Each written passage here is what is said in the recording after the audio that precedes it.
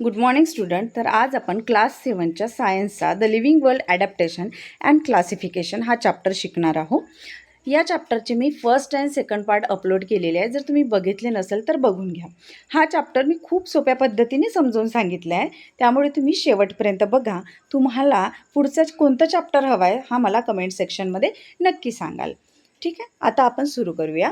Most of the plants are anchored in the ground and are autotrophic. बहुतेक जे plants असतात ते जमिनीमध्ये स्थिर असतात आणि ते ॲट्रोट्रॉपिक असतात. ॲट्रोट्रॉपिक म्हणजे काय? तर ॲट्रोट्रॉपिक म्हणजे असे प्लांट जे स्वतःचं फूड स्वतः फोटोसिंथेसिस प्रोसेसद्वारा तयार करतात. हवेअर प्लांट्स लाईक डॉडर आर पॅरासिटिक. पण काही प्लांट्स असे असतात की त्यांच्यामध्ये क्लोरोफिल प्रेझेंट नसल्यामुळे ते फोटोसिंथेसिस प्रोसेस परफॉर्म करू शकत नाही. जसं एक्झाम्पल डॉडर झालं, हे पॅरासिटिक प्लांट्स आहे. याला पॅरासिटिक प्लांट्स का म्हणतात? कारण की हे न्यूट्रियंटसाठी दुसऱ्या प्लांट्सवर डिपेंड असते, त्यामुळे याला पॅरासिटिक्स म्हणतात. आणि कसकटाला मराठीमध्ये अमरवेलसुद्धा म्हणतात. The plant body of डॉडर consist of yellow wire like stems.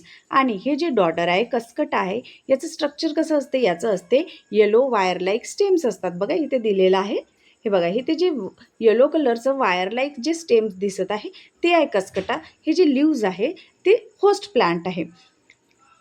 It is a leafless and can not perform photosynthesis. Cuscuta जे असते ते लिफलेस असते, त्यांना पानं नसतात, त्यामुळे ते फोटोसिंथेसिस प्रोसेस परफॉर्म करू शकत नाही. However it has haustorial root for absorbing nutrients from the host plant. आणि ज्याही झाडावर ही चढते त्याला होस्ट प्लांट म्हणतात. आणि होस्ट प्लांटपासून न्यूट्रियंट ॲब्झॉर्ब करण्यासाठी ते कशाचा उपयोग करते? सकिंग रूट्सचा, होस्टेरियल रूटचा वापर करून ते होस्ट प्लांटपासून न्यूट्रियंट ॲब्झॉर्ब करते. This root penetrate up to the conducting vessel of the host plant to absorb water and food.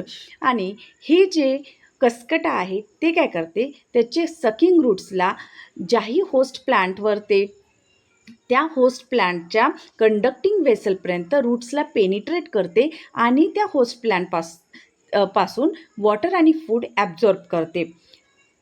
आणि या पद्धतीने ती जिवंत राहते आणि या पद्धतीनं त्याला न्यूट्रियंट्स मिळते. Fungi do not have chlorophyll and can not perform photosynthesis. Fungi जे आहेत त्याच्यामध्ये क्लोरोफिल नसते, त्यामुळे ते फोटोसिंथेसिस प्रोसेस परफॉर्म करू शकत नाही. They obtain food from starchy foodstuff like bhakri and bread. मग हे याला फूड कसं मिळणार फंगीला? तर काही स्टार्चची फूडस्टफ्स असतात, खाद्यपदार्थ असतात, जसं भाकरी, ब्रेड, यांच्यापासून ते न्यूट्रियंट्स ऑब्टेन करते. आता बघा स्टुडंट्स, तुम्ही एखाद्या दिवस स्कूलमध्ये टिफिनमध्ये पोळी नेली आहे, नंतर वापस आल्यानंतर स्कूलमधून परत आल्यानंतर तो डब्बा तुम्ही ठेवला, त्यामधली पोळी 2 दिवस तशीच पॅक राहिली. 2 दिवसानंतर जर तुम्ही तो टिफिन उघडला, डब्बा उघडला, तर तुम्हाला त्या पोळीच्यावर असं कापसासारखं असं काहीतरी तयार झालेलं दिसणार. तर हे जे कापसासारखं जे तयार झालेलं आहे, कापूस दिसत आहे पोळीवर, हे म्हणजे असते फंगी. ते व्हाईट कलरची का असते? कारण की त्याच्यामध्ये क्लोरोफिल नसते, त्यामुळे ते व्हाईट कलरची तयार होते. They have root like fiber for absorption of food. त्याच्यामध्ये फंगीमध्ये रूट लाईक फायबर्स असतात फूडला ॲब्झॉर्ब करण्यासाठी. Plants need nitrogen, phosphorus and potassium for growth. बघा, प्लांट्सला ग्रोथसाठी नायट्रोजनची गरज असते, फॉस्फरसची गरज असते, पोटॅशियमची पण गरज असते. Plants that grow in soil which is a deficient in nitrogen like Drosera, वेनस फ्लायट्रा, पिचर प्लांट. आणि ज्याही सॉईलमध्ये नायट्रोजनची कमतरता असते त्या सॉईलमध्ये कोणते प्लांट्स तुम्हाला दिसणार? ड्रॉसेरा, वेनस फ्लायट्रा, पिचर प्लांट, असे हे प्लांट दिसणार. पण यांनाही नायट्रोजनची गरज आहे. मग हे कुठून फुलफिल करतात, पूर्ण करतात नायट्रोजनची कमतरता? तर ते इन्सेक्टला कन्झ्युम करून नायट्रोजनची कमतरता पूर्ण करतात. मग adaptation are seen in this plants which serve to attract insects and hold them captive. तर यांच्यामध्ये असं काही ॲडॅप्टेशन झालेलं असते की ते इन्सेक्टला आपल्याकडे अट्रॅक्ट करतात आणि त्यांना कॅप्चर करतात, त्यांना डायजेस्ट करतात आणि नंतर त्यांच्यामधून नायट्रोजनला काय करतात? ॲब्झॉर्ब करतात. ठीक आहे, नेक्स्ट बघूया adaptation in animal.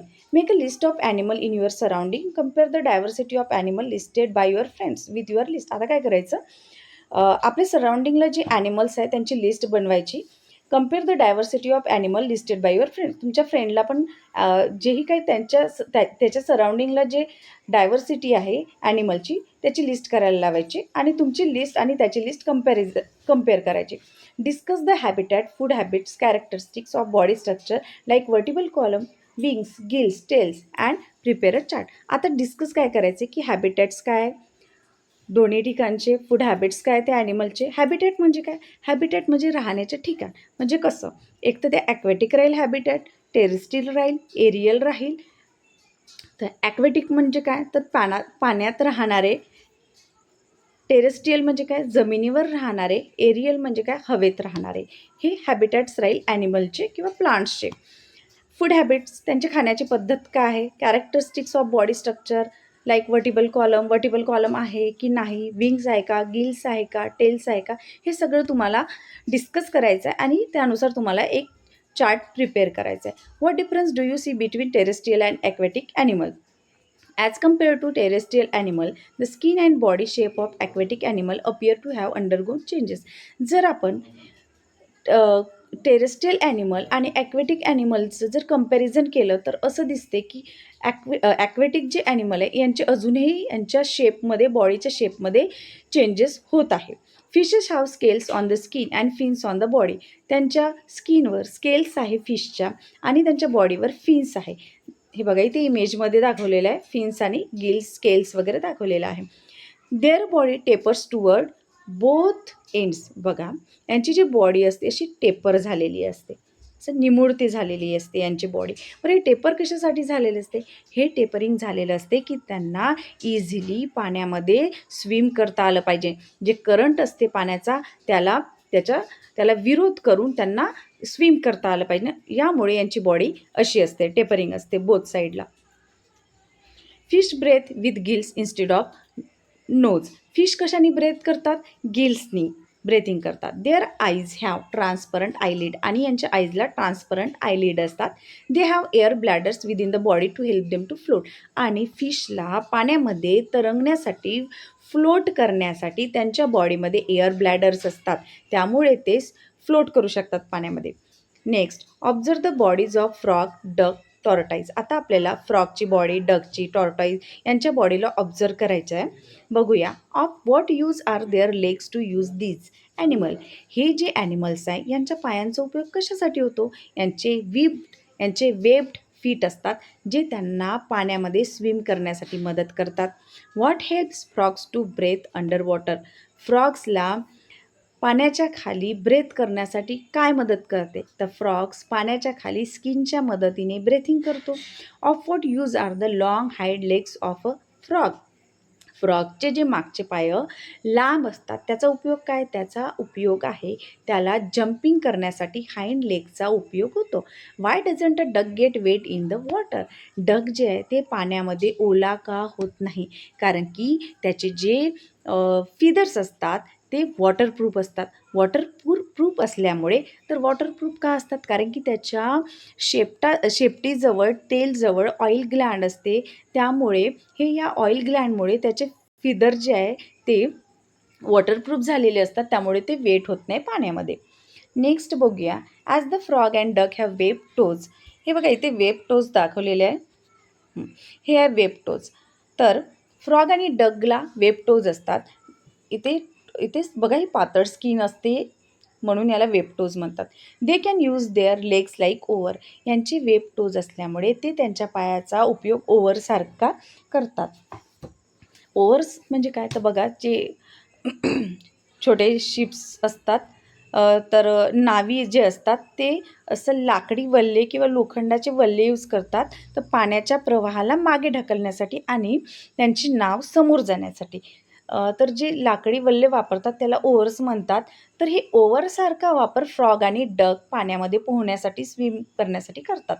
Water flows of the waxy feather of birds like duck and water हेन. वॉटर हेन आणि डक जे आहे यांच्या वॅक्सी फिदरवर, पंखांवर पाणी थांबतच नाही, हे फ्लो ऑफ होऊन जाते. Web toe, slippery smooth skin and triangular head help frog to swim easily through water. आता बघा जो फ्रॉग जो आहे याचे वेब टोज आहे, स्लिपरी आहे, स्मूथ स्किन आहे, त्याचं ट्रायंग्युलर हेड आहे, या सगळ्या कॅरेक्टरिस्टिकमुळे फ्रॉग जो आहे तो इझिली वॉटरमध्ये स्विम करू शकतो. They can live on land as well as in water due to their ability to breathe through the skin in water and using the nose and lungs on the land. आता जो frog जो आहे तो जमिनीवर जिवंत राहू शकतो, survive करू शकतो आणि तो पाण्यामध्ये पण सर्वाईव्ह करू शकतो. तो जेव्हा पाण्यामध्ये असतो तेव्हा तो त्याच्या स्किननी ब्रेथ करतो आणि जेव्हा तो लँडवर असतो तेव्हा तो त्याच्या नोजनी आणि लंग्सनी ब्रेथ करतो.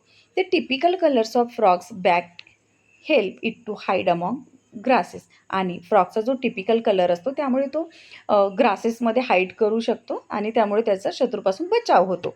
Make the list of names of some other amphibians you know and study their adaptation.